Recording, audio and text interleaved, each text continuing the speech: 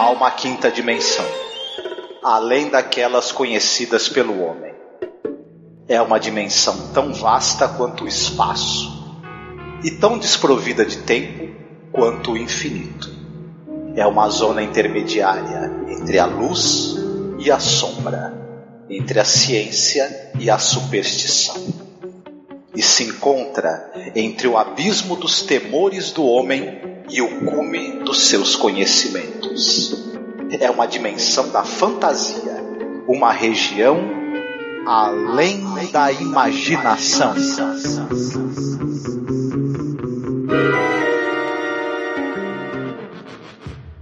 Pearson, you were with Corey during the crash. What happened to him? Nothing that I know of, sir. I can't understand it either. How much water is there? 5-gallon can, what we have on us. Then why waste it? I mean, he's not going to live through the afternoon. You're the consulting surgeon, Corey? I'm one man out of 3 who's going to need water. And 5 gallons isn't going to last very long. If the situation were reversed, and it was you lying there, I'll give you odds you wouldn't want to be written off. 5 gallons of water or no. Colonel! This man's gonna die. If he dies, he dies. But nobody gets behind a push. If he's thirsty, we give him water. If he's hot, we move him into the shade. Then if he goes, we give him a prayer or two. Pearson, start making the graves. I'll relieve you in 5 minutes. Then Corey will relieve me. Olá, ouvinte, seja bem-vindo à nossa Zona do Crepúsculo. Eu sou Angélica. Eu sou Marcos. E aqui, novamente, Alexandre Nerdmaster do Paranerdia, o chato. O Alexandre está de aniversário na Zona Crepuscular. Sobe a música. Parabéns, parabéns, parabéns.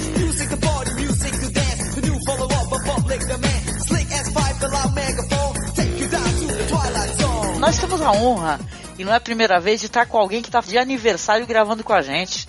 Tem que comemorar, cara, vamos comemorar. Pra mim isso é com certeza um presentão, você não tenha nem dúvida disso. E pra gente é um presente também, pô, parabéns pra ti, você sabe que a gente gosta demais de você.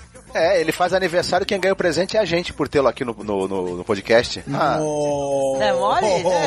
Rapaz. A nossa Zona Crepuscular está cheia de balões, todos com vórtice assim, ó.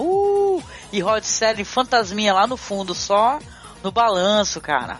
É isso, cara. E hoje nós iremos falar de um episódio de The Twilight Zone escolhido pelo nosso amigo aniversariante Alexandre.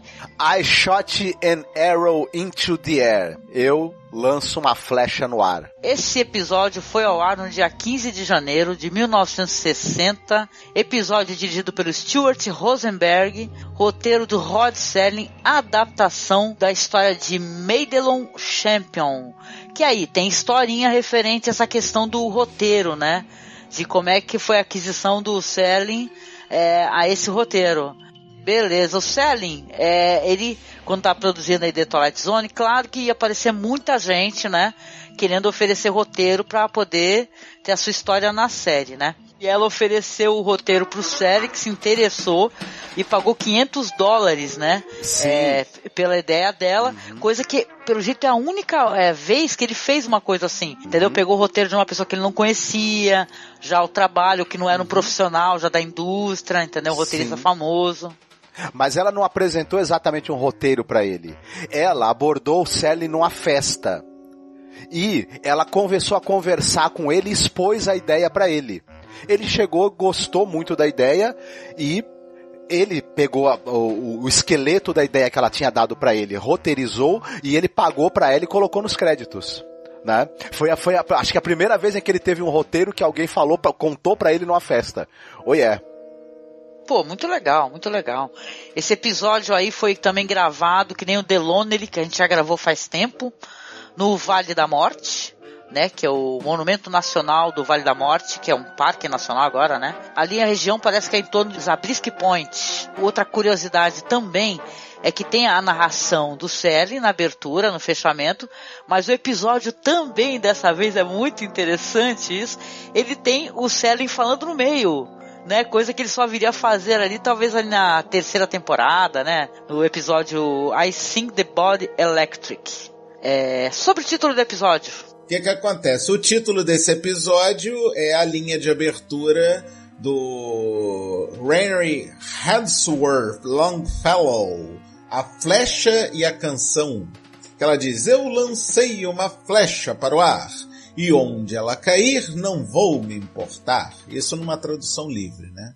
Exatamente, até um personagem no começo comenta sobre esse poema, né? Sim, sim. E tem algumas outras curiosidades que vão para além da sinopse, né, que a gente pode colocar isso daí, porque seria a gente se antecipar. Uma curiosidade que eu acho muito boa, esse é o último dos episódios do Além da Imaginação que recicla equipamento eletrônico fictício do Forbidden Planet.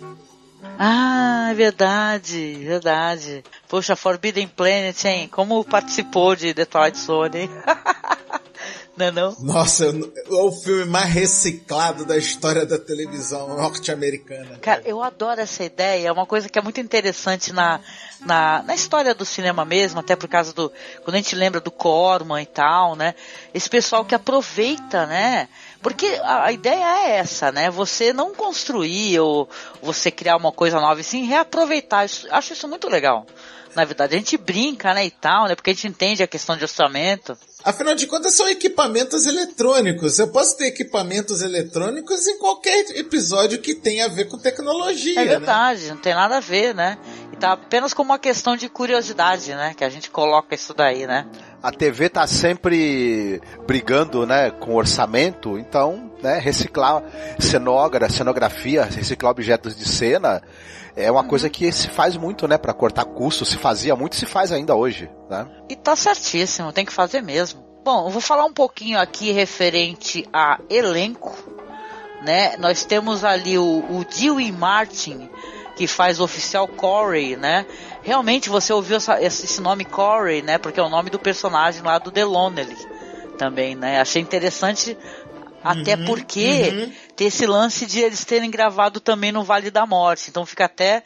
Marcos quis até fazer um link assim, mas aí eu achei que não tem muita coisa a ver, né? Que nesse daí não é o próprio Corey, né? Edward Beans, que faz o Coronel Donnelly, o Ted Otis, que faz o Pearson, o Harry Barter como Langford e o Leslie Barrett como Brent. O cara mais notável aí do elenco é o Edward Beans. Ele é um cara muito conhecido, ele tá no 12 Homens de uma Sentença, né? Ele é o jurado número 6, né? Ele trabalhou no filme Patton, ele tem uma carreira muito longeva no cinema e na televisão, né? E, enfim, ele tá em vários e vários filmes importantes e tá em muitas séries também conhecidas, né? Mais séries aí dos anos 60, 50 e tudo. Ele aparece em Bonanza, ele aparece no Nome da Virgínia, enfim. Ele era uma cara muito comum na TV e também como coadjuvante em muitos filmes, era um maravilhoso ator. A gente pode ver ele com até pouco tempo de cena, né? O quanto ele meio que às vezes carrega as cenas, né? O protagonismo da história é do personagem do Dewey Martin, do Corey, mas quando ele tá com o Edward Beans ali contracenando, pra mim o Beans rouba a cena dele de boa, assim. É que o Beans, ele tem uma aura, assim, de chefia, né? Ele tem uma empáfia de como ele é o comandante da missão, ele tem que botar ordem na brincadeira. Agora, eu também queria chamar a atenção que eu adorei a representação de Harry Bartel para um tripulante estribuchando. Foi muito boa.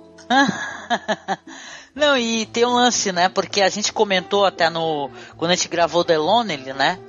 Que gravar no Vale da Morte, que é um local desértico e tal, com calor de, sei lá, de mais de 40 graus, é uma coisa absurdamente terrível, né, pro elenco. Então, dessa vez, a galera fica tipo assim, parece que eles gravavam um pouco, aí voltavam para suas tendinhas, comiam alguma coisa, descansavam. Então, fizeram até um lance assim para ser uma coisa menos desgastante. Ou seja, a fotografia do lugar é sensacional, maravilhosa mesmo. Dá assim uma aparência de um asteroide, uma coisa assim que não é no planeta Terra. Mas, porra, deve ser foda gravar. Tem cenas lá que os caras estão jogados no sol, hein, cara, com aquelas roupas de astronauta, e aquilo não é mole, não. Yeah, Mr. Corey, yeah, you better keep moving. That's the order of the moment. Keep moving. Nós vemos as desventuras do Flecha 1, o primeiro voo tripulado por 8 membros, que após a sua decolagem até que bem sucedida, ele acaba caindo no que se supõe ser um asteroide desolado. Infelizmente, na queda, 5 dos 8 tripulantes ou falecem ou estão gravemente feridos, e acaba sobrando apenas 3. O tal do oficial Corey, o coronel Dowling e o Pearson. Só que o Corey você vai saber o que o Corey é ainda hoje neste episódio. Dessa vez o Alexandre foi bem sucinto, né, Marcos? Sim, não entregou detalhes da trama que podem funcionar como spoiler, embora a gente vá falar, né, desses detalhes, sim. Né? Essa é uma história que ela, claro, ficção científica, ela trata muito de humanidades e de comportamento humano, né? Então essa é uma história que ela basicamente vai falar sobre esse negócio de você ter esse individualismo, né? De você não querer saber do outro, né? Porque o maior problema nessa situação, eles perdem contato, né? E o pessoal também lá na base, né, espacial também perde contato com eles. Eles chegam lá no local, vários já morreram praticamente, tem um que está agonizante, e começa essa disputa sobre a água. Esse Corey, que é interpretado aí pelo Dewey Martin, ele é um cara que ele tá revoltado porque o coronel tá dando água pro cara que tá moribundo, porque o cara tá com sede pedindo água. E a briga toda vai ser nesse sentido, a água, né? Por que você tá dando água para esse moribundo? Aí o coronel fala, olha, se você estivesse no lugar dele, você não ia querer ter um gole de água? Né? Então tem esse negócio do cara que é individualista, não se importa. O outro aí que é o Pearson, né, que ele fica, porra, cala a boca, né, e tal. Ele tá, claro, achando um absurdo o comportamento do Corey. E daí é ladeira abaixo, né, porque eles vão ficar nessa situação de terreno inóspito, de calor, de sede. Tem o negócio do questionamento referente ao oxigênio, né, que o Donnie fala assim, pelo menos nós estamos no local que tem oxigênio, né, e tal, né, e você vê assim que eles estão, claro, não sabem onde estão, porém, vai ter um grande plot twist lá pro final, né, o que aconteceu, né. O que vocês acharam aí do episódio, Alexandre, Marcos? Eu acho esse um excelente episódio, ele funciona muito bem como conto moral, e ele, a Angélica falou dessa questão do individualismo, ele levanta a seguinte pergunta: sua vida vale mais do que a vida dos outros? Né? E também, e ele põe outra questão também, que é assim, a gente tem o nosso verniz social, não é? A gente tem as nossas regras sociais, as nossas regras de ética, de moral, e elas estão introjetadas ou a gente segue por conta do convívio social. Se você for privado dele, se você for privado do convívio social, da autoridade, de toda essa estrutura que não mantém a gente na linha, a gente vai continuar seguindo essas mesmas regras de conduta, de moral, de ética, ou a gente vai se animalizar e virar um sobrevivente a qualquer custo, inclusive à custa da vida dos outros? O episódio coloca essa pergunta, e a resposta ela é bastante agridoce, eu diria, né? Ou até bastante amarga, que o episódio propõe, né? A resposta para essa pergunta. Já eu, no caso, eu achei o episódio sensacional, principalmente por 2 motivos. Motivo número 1, diferente de outros episódios do Além da Imaginação, que tem que partir para o sobrenatural, o místico, o bizarro, para poder dar seguimento na trama do episódio, esse aqui conseguiu ser completamente pé no chão. Tecnicamente dá para pensar que aquilo poderia realmente acontecer numa situação tendo em vista as tecnologias da época, E tem o plot twist, tem a virada do roteiro, e uma coisa que me chamou muita atenção foi esse episódio ter vindo depois do Third from the Sun, ou o terceiro depois do Sol, porque praticamente ele é o inverso do Third from the Sun. É verdade. Concordo demais com vocês, realmente ele não precisa entrar em questões da zona crepuscular para poder ter essa fantasia moral, né, essa coisa que a gente vai analisar. E eu gosto muito, é uma coisa, um exercício que eu faço, porque pra mim a série sempre é muito atual, mesmo ela tendo esse viés. Assim, isso é uma série antiga, né? Você vê que tem todo esse lance que também tem no Third from the Sun, que tem naquele lá do pessoal que vai desaparecendo, né? The Sky Was Open, o nome. Então o lance é que é uma época de corrida espacial. A gente falou nisso quando a gente foi gravar sobre esse episódio lá com o nosso amigo lá do podcast Filmes Clássicos. Aí o que aconteceu? A gente comentou bastante sobre isso, tem toda essa questão que ele fala que, nossa, vocês, tipo assim, é um resultado de muito tempo de pesquisa, de muita gente ali trabalhando em torno disso, né? E você vê o que os caras imaginavam, né? Para isso, como é que seria essa chegada do homem à Terra? Estava dentro do imaginário cultural, né? Tava no Zeitgeist da época. E eu gosto muito de pegar esses episódios antigos de Twilight Zone. Esse daí trata de individualismo, daquele negócio da pessoa só pensar na própria sobrevivência, não se preocupar com a sobrevivência do outro, e pegar uma coisa de hoje. Então eu lembro que nos dias assim, pelo menos hoje, né, que eu recebi, hoje ou foi ontem, eu não recordo, quando a gente tá gravando aqui esse podcast, eu vi uma notícia que é aterradora, ela foi aterradora pra mim, porque ela mostra muito o que a gente está vivendo. 41 pessoas que foram condenadas à morte pelos passageiros que estavam na frente do avião, que eles insistiram em retirar as bagagens que estavam acima, entendeu? O avião estava pegando fogo, essa notícia é agora, assim, na data de hoje, a gente está gravando aqui no dia 8 de maio. Então, as pessoas na frente não evacuavam o avião, não saíam, e os de trás morreram, crianças, sabe? 41 pessoas, né? Então essa questão do individualismo, saca? Primeiro eu, depois você, é uma coisa que a gente tem que analisar, né? E, porra, cara, o Serling, ele é sempre muito... ele acerta no nervo, né? Que esse negócio dos caras ter esse lance do Corey, falar, porra, por que você vai dar água pra esse moribundo? Aí depois ele não tá mais preocupado com o moribundo. Depois, quando ele vai fazer ali a análise dos locais que eles vão fazer caminhadas, aí ele vai atacar o outro que não tá moribundo, né? Pra poder roubar a água dele. Então, né, o lance todo é esse, saca? Ele, na verdade, o Marcos falou muito isso sobre essa questão do verniz social, né? E a gente, ser humano, né? Claro que eu nunca estive numa situação de limite absoluto, assim, para eu falar assim, nossa, o que eu vou fazer? Eu vou morrer ou eu vou tomar esse gole de água? Então a gente também não pode encher a boca, né? E falar que a gente é melhor do que os outros, assim, mas a gente pode tentar, sabe, analisar essa questão e pensar o quão bom seria a gente pensar de uma maneira mais comunal, né, e tal, e tentar ajudar e se ajudar o outro também, né? Então é assustador, cara, pra mim. É um episódio muito interessante, saca? Visualmente, sabe? Com pouquíssimas pessoas em cena, coisa que eu acho muito legal, sempre achei. Nos episódios de Twilight Zone, ele vai ter um grande plot twist que eu acho que é bom a gente contar logo, até pra gente poder falar, né, sobre isso, comentar, porque isso tem influência num dos filmes de ficção científica mais maravilhosos, na minha humilde opinião, de todos os tempos. O Rod Serling, ele é o cara que ele escreveu o primeiro roteiro baseado ali na história do Pierre Boulet, Planeta dos Macacos.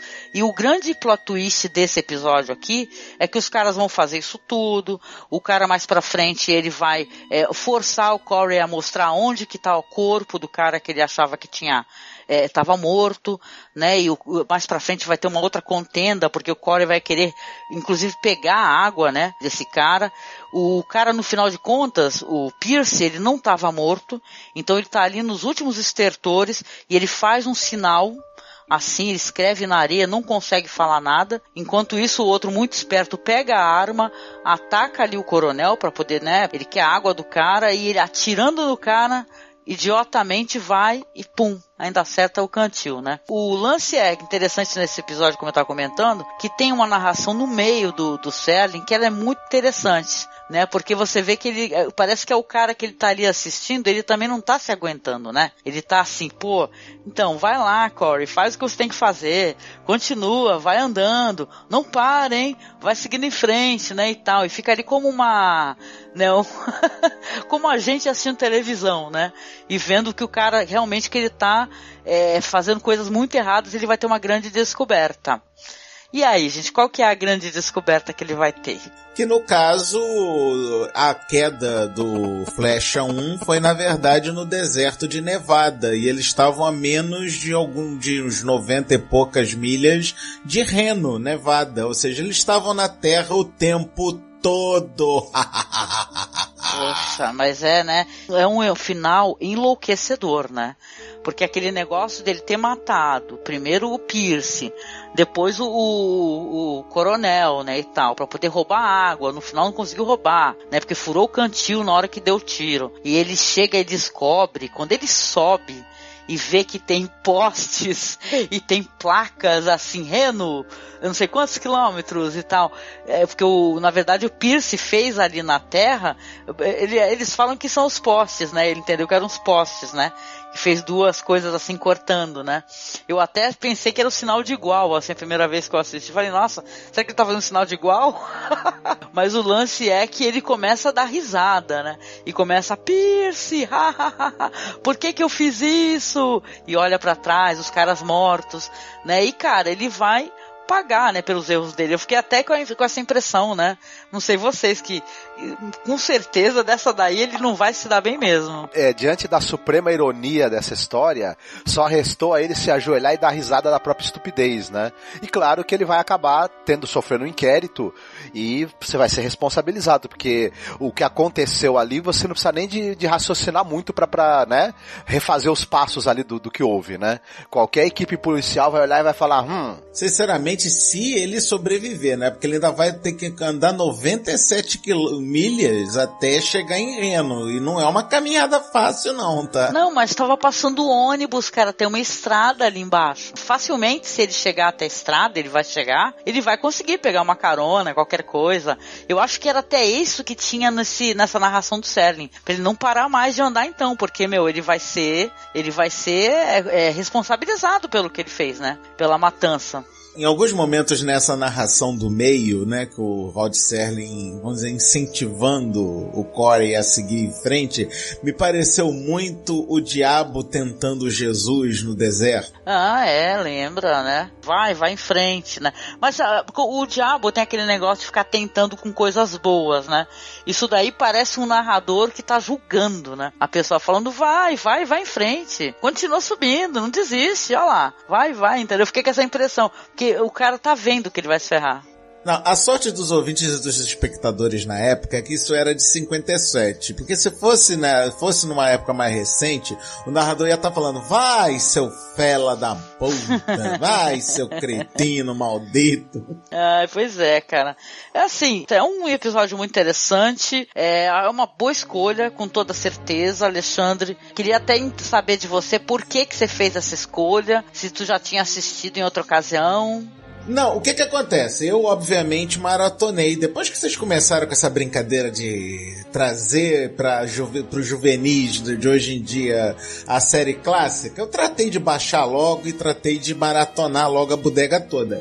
Aí o que me chamou muito a atenção nesse A Shot an Arrow into the Air é a história dele ser logo depois do Third from the Sun, porque no Third from the Sun são alienígenas que parecem que estão na Terra, mas que depois chegam na Terra. O plot twist é esse, é que eles não são terráqueos, eles são originalmente alienígenas. Já aqui é o contrário, porque são terráqueos que acham que caíram num planeta alienígena, mas que na verdade é a Terra. Então um episódio é espelho do outro, e foi o que realmente me deixou doido pra querer falar desse episódio, depois da gente já ter falado do Third from the Sun. Interessante que a gente gravou sobre o episódio da série nova, né? Que é o 6 Degrees of Freedom. E cara, é também espelho, de certa maneira, ali do Third From The Sun, né? Então, cara, é interessante como as histórias podem ser recicladas, ficam interessantes, ficam legais, né? Bem, eu curti, foi um bom episódio, gente. Desfecho interessante. Muito bom. Claro, tem uma questão muito moral. Eu adorei isso daí, porque às vezes é necessário jogar na cara das pessoas, né? Só muito. Até hoje ainda precisa. O Selling também, talvez, porque é o seguinte, tinha uma grande euforia por essa questão da ida do homem à lua, da corrida espacial, enfim, se a gente está em época de Guerra Fria, né? Então tinha uma grande euforia em relação a isso. O Selling também meio que está querendo dizer, talvez, que olha só, vocês estão tão preocupados em chegar no espaço, não resolveram nem os mínimos problemas humanos ainda, né? Eles vão acompanhar vocês, os problemas humanos, as misérias humanas vão acompanhar vocês no espaço, onde quer que vocês forem, né?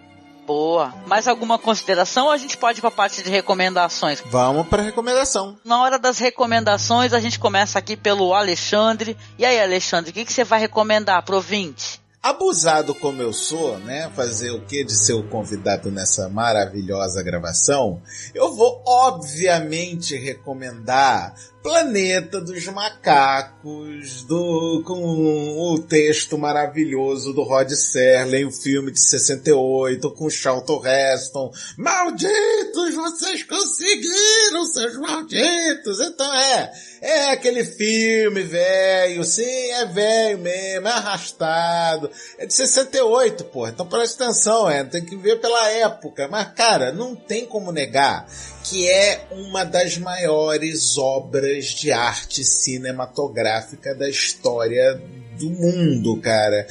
Fora o fato que eu sou um maluco apaixonado pela série toda, que eu adoro todos os filmes do Planeta dos Macacos, até aquela porcaria do Tim Burton, eu também gostei. Caraca, esse daí não, hein? Não, é que eu sou muito fã da série. Cara, quem assistiu os 6 da série clássica, assiste qualquer coisa, porque depois do 4, foi um pega pra capar, foi um Deus nos acuda na série do Planeta dos Macacos, que qualquer coisa já tá valendo. Mas continuava bom. E sim, isso não pode se negar, continuava bom. E mais uma recomendação, só para manter no mesmo clima, eu recomendo que vocês assistam até agora a trilogia do novo Planeta dos Macacos, que tá, maravilhoso. Eles conseguiram renovar o lore da história do Planeta dos Macacos de uma maneira sensacional. E pelo amor de Deus, gente, dá um Oscar pra porra do Andy Serkis, cara. O cara faz um macaco melhor do que macaco de verdade, cara. O cara é o melhor macaco do que o próprio macaco, é bizarro, né, cara? É muito bom. Nossa, essa trilogia nova, ela é maravilhosa, eu amo, mas eu amo de um jeito a quintologia clássica, que vocês não têm nem noção. A gente gravou um podcast excepcional, que o pessoal comenta até hoje do podcast. Beijo grande pra Erika Ribeiro, que gravou com a gente, recomendou o nosso podcast. Então, é maravilhoso, né? E o lance de Planeta dos Macacos, que isso é uma coisa fundamental da gente entender.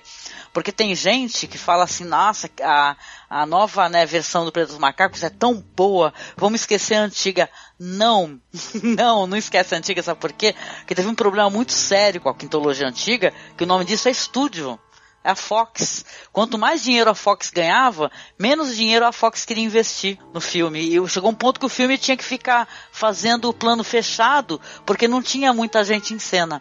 Então os caras conseguiram ali, na verdade, é uma odisseia, sabe? De ter até filmes bons, porque tiveram filmes interessantes, com baixíssimo orçamento. Baixíssimo orçamento, eu amo demais Planeta dos Macacos. Rod Serling tá envolvido. Vou ver se eu consigo botar na publicação pra vocês as fotos do Serling.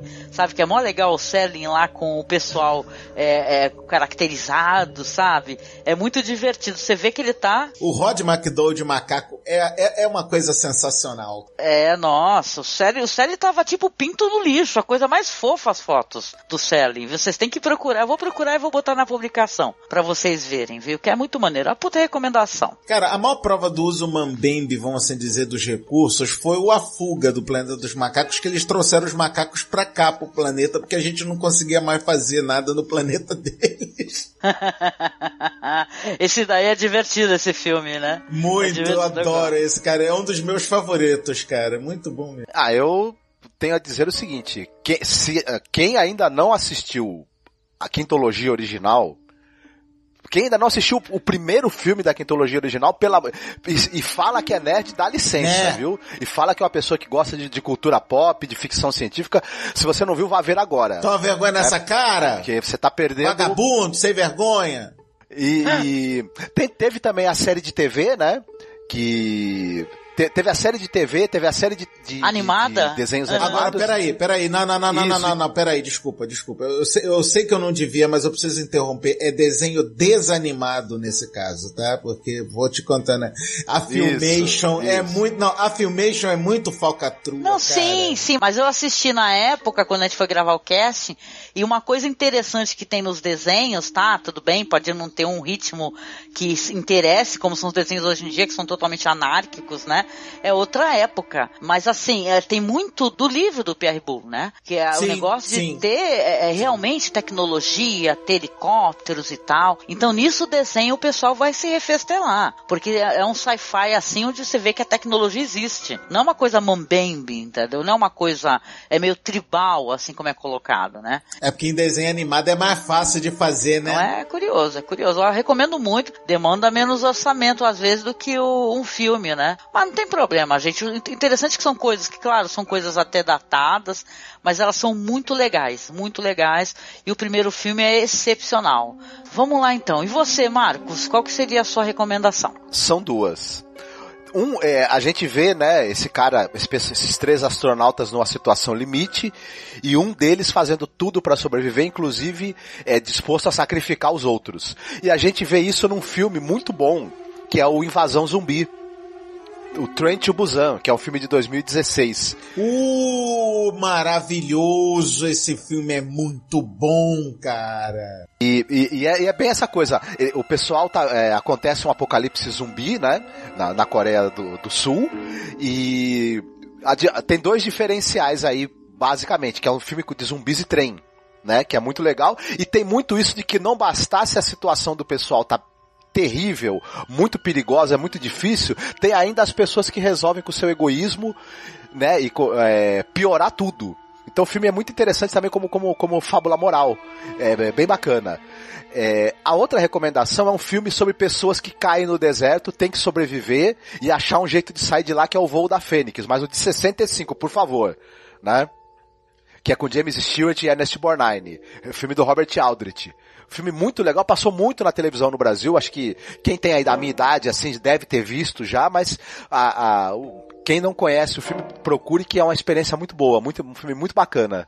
Assim, sobre um grupo de pessoas, o avião cai no deserto do Saara, e eles têm que conviver, são personalidades difíceis, né? São pessoas que entram em conflito muito fácil, eles têm que conviver, se ajudar e tentar reconstruir o avião para poderem sair dali, né? É bem interessante, assim. E tem também um certo plot twist na história, muito curioso, assim, que eu não vou entregar agora, óbvio, né? E a senhora, Madame Dona Angélica Reles, qual é a sua recomendação?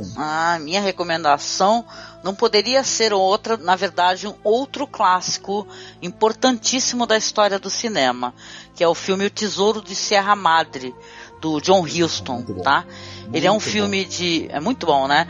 Ele é um filme de 1948, ele é um roteiro adaptado ali de uma obra do Beat Raven, tá? A gente, claro, já fez um podcast sobre, tá muito divertido, a gente riu muito gravando esse podcast, a gente é qualquer coisa quando junta, assim, eu, Marcos, Douglas, o Alan, né, o Paulo Elache também, então, saíram muitas piadas, um filme que tem uma temática muito séria até, né, porque o filme ele vai contar a história de 3 gringos, vamos colocar assim, né, pessoas que estão ali em Tampico, no México, e estão ali perdidas, desempregadas, sem destino, sem perspectiva de futuro, até que encontra um homem, né, um homem já idoso, que ele fala sobre isso, sobre a prospecção, né, você ir atrás do ouro, né, e fala sobre isso das montanhas de Sierra Madre. E quando um deles ganha ali na loteria, que é tipo assim, né, gente? É ganhar na loteria, mas é uma mixaria. Vai que dá pra você comprar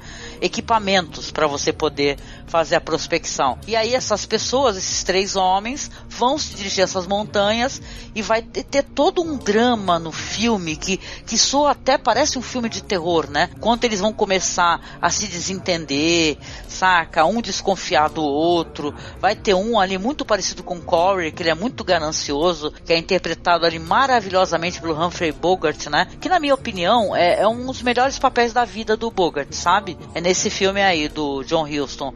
Tem o Walter Huston também, que é o pai do diretor, que ele faz o senhor, que é o velho lá, que é o que já fez a prospecção do ouro, que ele é maravilhoso, é um dos personagens mais incríveis da história do cinema, saca? Fora Dersusa lá. Eu amo muito. Tem o Tim Holt e tem ali o Bruce Bennett também. Então, cara, é um filmaço que é difícil qualquer pessoa assistir e não ficar piradão com a história, que a história é maravilhosa. E, cara, assistam pra ontem e escutem um podcast pra dar risada, se divertir, porque a gente trouxe todas as questões sociais, as questões que são importantes ser abordadas. A gente deu tanta risada gravando esse podcast. Eu acho que foi porque a gente ficou imitando, cara. Eu não sei, que os meus erros também, né? Eu chamava o cara lá do chapelão de outra coisa totalmente diferente. Então, cara, é bem legal. A minha recomendação seria essa, tá? O filme e o podcast. Correto. Muito bom.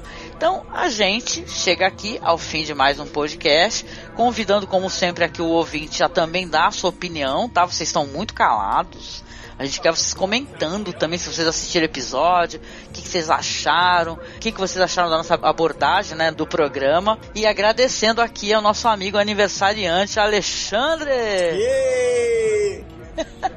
Alexandre, falar um pouco aí onde que ele faz esse trabalho na internet, que Alexandre também é um outro veterano aqui do podcast. O que você produz, o pessoal poder ir lá te visitar, né, querido? Obrigada. De nada, amor, imagina. E chamar de veterano é só dizer que eu tô velho, né? Mas tudo bem, não tem problema não, tô velho mesmo, fazer o quê? Eu sou super veterana, com o maior orgulho. É nova, tá uma moça, tá uma petice. Não, mas no podcast eu sou veterana, porra. O que eu vou fazer? Querido ouvinte do Masmorra, que eu ainda... Cara, eu quase cometi a gafe de chamar de masmorra erótica, porque sim, eu sou dessa época, fazer o quê? Se você quiser ouvir este seu amigo nerd falando suas nerdices, acessem por favor www.paranerdia.com.br ou acessem procurem Paranerdia nos seus agregadores de feed de podcast favoritos, ou também no Spotify, porque eu consegui fazer aquela bagaça, atualizar meus episódios que estavam me sacaneando, senhor Spotify, mas eu dei a volta por cima. Que maneiro! Eu dei a volta por cima nesses cretinos, mas tudo bem. E, cara, eu adoro tudo. E agora, Angélica, eu vou lhe pedir um favor de dar agora a palavra ao senhor Marcos Noriega, porque eu, como todos os ouvintes deste podcast sobre a Linda Imaginação, estou à espera das pérolas de sabedoria finais de Marcos Noriega. O Nerd Master agora deu pra rostear o nosso podcast, né, cara? É o abuso da amizade, tá vendo? O cara é abusado. Aproveita que é teu aniversário, hein? E aí, Marcos, o que você tem a dizer? Primeiramente, obrigada pela tua colaboração. O ouvinte não sabe, mas está muito gripado, participando com a gente. E aí, o que você vai falar pro ouvinte, deixar um recado final? Antes de você se entregar ao desespero e fazer uma grande besteira, leia o livro até o final, caminhe a estrada até o fim dela e suba o rochedo até o topo, para você poder ver claramente onde você realmente está. Adorei a tua mensagem. Eu convido o ouvinte aqui, como sempre, a curtir lá nossas páginas no Facebook. Tem a página do podcast, que é Além da Imaginação Podcast, onde você pode assistir os episódios, tá? Esse episódio vai estar presente na página também. Conhecer mais detalhes sobre a série, compartilhar seus pensamentos lá no nosso grupo, que nós temos o grupo Fãs de Além da Imaginação, então não deixe de acessar. tá? Nossos perfis estão todos linkados aí na publicação, então você pode interagir com a gente à vontade, ou inclusive no grupo, né? Porque no grupo eu também tô lá administrando, o Marcos também participa, é só perguntar e nos chamar, tá certo? Então a gente deixa aqui um grande beijo, grande abraço para você, fique com essa mensagem em mente, tá? Pense no outro também, não precisa esquecer de si, mas pense também no outro, tá? E um beijão para você e até o próximo podcast. Fiquem bem. Tchau, ouvintes. Até a próxima.